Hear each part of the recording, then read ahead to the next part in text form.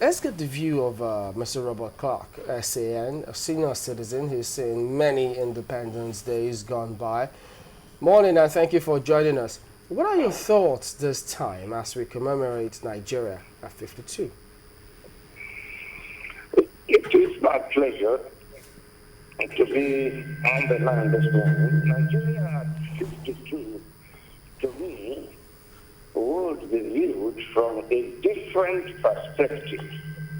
I, being 74, and having seen it all, from, pre-independence today, with all its attendant problems, to a man of 40, 50, or even 60, the view will be, of course, very different. There has been fundamental improvements in many areas, but I have to say that much of it is still needed to be done. We should have been on the forefront of African politics, both politically and financially, but unfortunately this is not so. Our problem, of course, is the lack of virtually all forms of infrastructures. I wish to state that there is a lack of presence of local government governance. This is due to complete corruption. We need to strengthen all areas of governance so that all necessary things can be done to ensure that it is not a civilian government we have, but a democratic government. Democracy will thrive on the strengthening of the infrastructures and government organizations. I wish Nigeria well. Give us your thoughts before you go about the role that the citizens have to play. Because time and again, we always ask that, and rightly so perhaps, those who we've put in, elected in those positions should do what they're there for. But how do the people fit in ensuring that we don't all leave it just to those up there? You see, the problem in Nigeria is that there is the general belief that the representatives we have in Abuja are not elected representatives of the people, and that the form of conducting elections still allows for many, many people who should not be in Abuja to be in Abuja. And when, a representative finds that he doesn't owe his allegiance to the people do not, trust him. The problem we have today is to strengthen electoral processes so that the people will believe, not only believe, but that they know that they have an influence on their representatives. The anachronism today is that the people cannot control their representatives, and so the representatives don't care for them.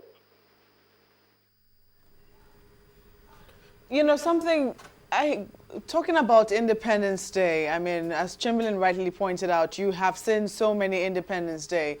Going through the mind, I mean, recently Governor Fashola was saying that, the joy and pride on the face of the founding fathers on the 1st of October 1960, it's not something that one can talk about unless you actually saw their faces, but it must have been unimaginable pride. Do you think that if they were still alive presently, they will be proud with how we've handled our affairs till this point? I was at the Tafawa Balewa Square in 1960 when there was the change of batons and the lowering of the flag. And I could see the enthusiasm of the youths. I can see the visionary look of our leaders. Those are no longer available in Nigeria. There are no visionary eyes again in Nigeria of leaders. And the people, you cannot see the smile on their face. There is a dichotomy between the rule and the rulers.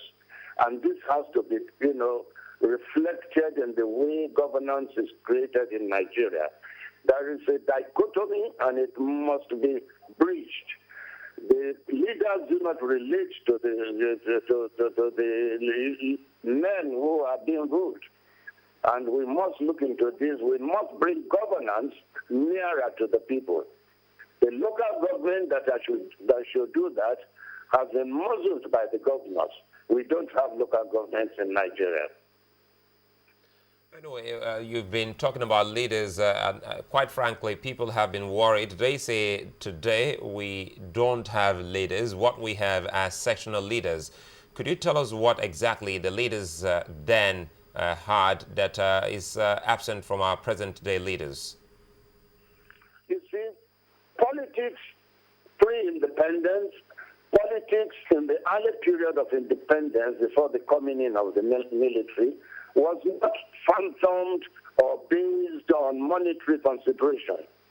People who opted for electoral processes are people who have made it in their spheres of life and who have the genuine reason to help people. But today, politics is the number one business in Nigeria. If you are not a politician, you cannot make money in Nigeria. 80% of the wealth of this country today belongs to civil servants and politicians. And you can find that it's a milestone for everybody to rush into. Therefore, what makes people go into politics today is not service, but money. And until we can reverse that trend, either by reducing the allowances being paid and making governance by people to be on part-time basis, now we can look at our eyes and say, yes, people who can afford to live without politics will be finding themselves in the political arena. Today, the center of making money is the center of politics. And that is the problem Nigeria has.